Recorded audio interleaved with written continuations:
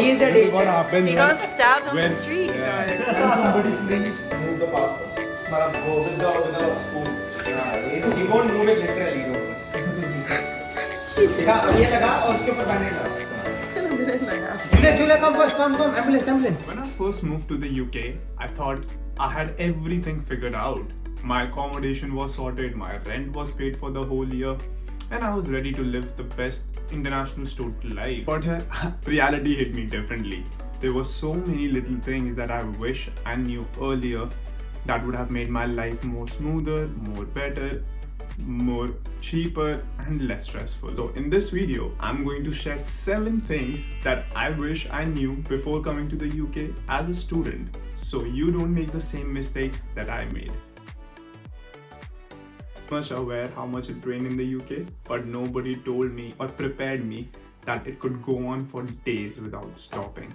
And it's not just the rain, it's the wind and the fact that the sun sets at 4 p.m. during winters. I am a winter person, I love it, but it could not be the same for you. So I would suggest to carry waterproof jackets and waterproof boots, not just the fancy or the fashionable ones, carry the ones that you'll actually need here, because it snows a lot as well. Even though my rent was paid upfront, I quickly realized how important budgeting is. From groceries, transport to weekend plans, it all adds up way faster than you expect. I started tracking my expenses weekly, which honestly saved me from overspending. My advice: create a monthly budget plan on your Excel sheet from day one.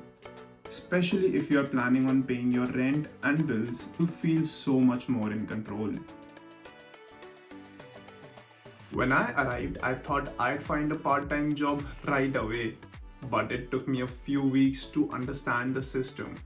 Writing CVs, applying online, and waiting for the replies, it takes a lot of time. Sometimes it could take a couple of months. I will tell you how I got the part-time job. In my first year as a student, I was just walking past Templar Square in Oxford to get some groceries done, and I saw JD Sports. I went in to look for some shoes, and something clicked in my head. I was like, why not just ask the manager if they're hiring? I literally went in, asked for the manager. She was folding clothes. I started blabbering, and somehow that's what you need to do sometimes. Just charm your way in. And I was talking to her. I was telling her about me and how I have actually shopped with JD Sports before. And she saw something in me, and she was like, yeah, okay, send me your CV on the email and I will get back to you. In 2 weeks, she replied to me and asked me if I could come for the interview. And from there on, I stayed in JD Sports for 1.5 years, even after graduating, whilst looking for my actual jobs in retail. Once I started working part-time, it gave me a sense of independence, and the money that I earned, I mostly used to explore new places in the UK or travel around Europe. Best tip that I can give you is start applying for part-time jobs way before you arrive in the UK, because you can always look for student-friendly jobs like in hospitality or in retail. In hospitality, you can go for any hotels around your city.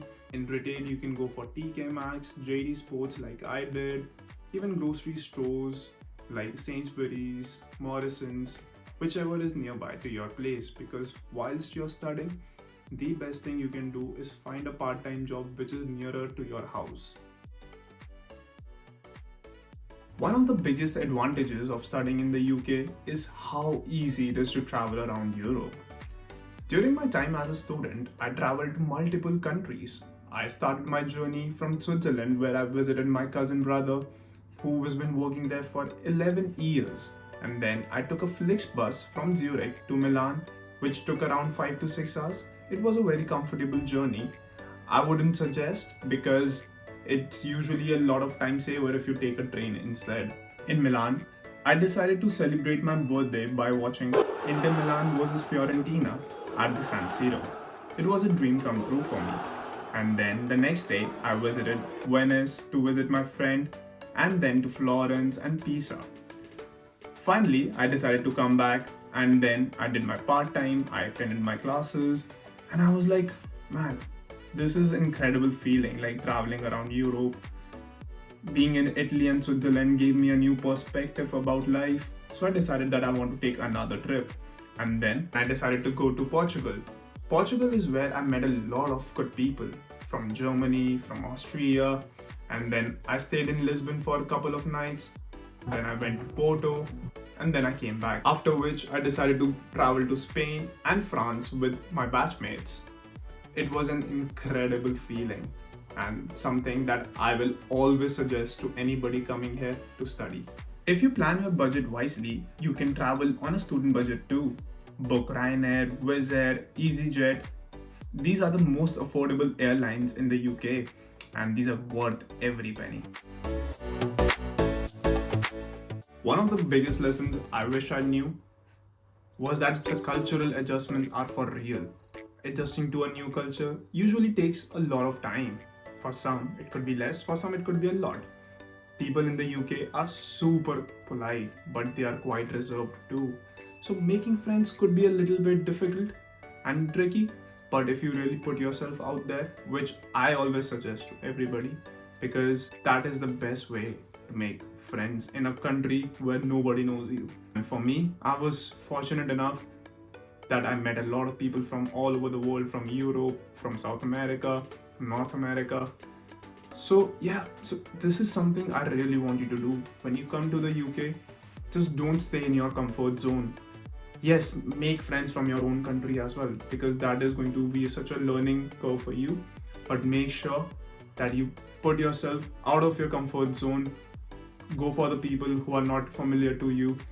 Go for people, approach people, be nice to them. I see a lot of people, they just stay in their comfort zone. It's not wrong, but when you are coming abroad, I personally feel you need to adapt to new cultures, need to understand new cultures, how people think from different worlds. And I learned so much about so many cultures just through the people that I met, and it was so beneficial for me for the future. Let's say if you are in a course where there are more people from your own country and you are finding it difficult to meet people from different cultures, I would always suggest to join a lot of clubs, societies, because in the 1 year you can do a lot of things apart just from studying. You can join fashion societies, music society, dance society. There are so many options, and so many universities allow you to start a society of your own. So let's say if in a university there is no fashion society, if it's either dissolved from the past or something like that, you can be the one, you can be the president of a society, you can start a society of your own, and then you can get a lot of people together. This will be so nice, a lovely experience for you to develop your leadership skills. It's going to be a hell of an experience if you really try your best. Living alone for the first time can be very overwhelming, from cooking meals to washing dishes to doing laundry and managing part-time and studies. This is also the best part of the experience. I learned how to manage my time, learned how to cook from scratch. I became truly independent, and these lessons are coming in handy after graduation. I had no idea how to cook before coming to the UK. My family urged me to learn the basics at least. I was being very negligent, and trust me, in the beginning months when I came here, I was struggling. I burnt a lot of food. I was the reason so many times the alarm went off in my accommodation. The main reason of alarm. Guys, Rahul told you, Oxford is a dangerous place. You wanna click a thumbnail? But it was a part of the learning experience, and for me, that's one of the most important things I wish that I had done. Looking back now, I wouldn't change a thing. The challenges, the friendships, the experiences, all of it made my life here in the UK so much more better. Especially the house parties that I used to go to. I still remember the first house party that I went to, and the people that were present in that moment are still the ones that I am in touch with from my master's time, and it's almost been 1.5 years since I have graduated. So it's been like a journey where I feel like I have made so many people. I was blessed to meet the people that I met here, but it was all because I put myself out there and I took myself out of that comfort zone. I would never trade this feeling for anything else. So, if you're planning to study here, remember this: prepare very well, but give yourself time to grow. The UK has so much to offer if you are open to it. I really hope this video helps anyone who's about to start their journey here in the UK. There will be challenges ahead, but trust me, it's all worth it in the end.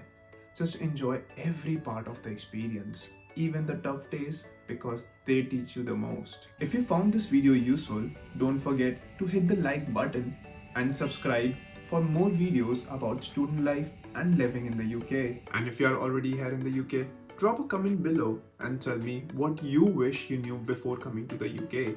I'd love to hear your story.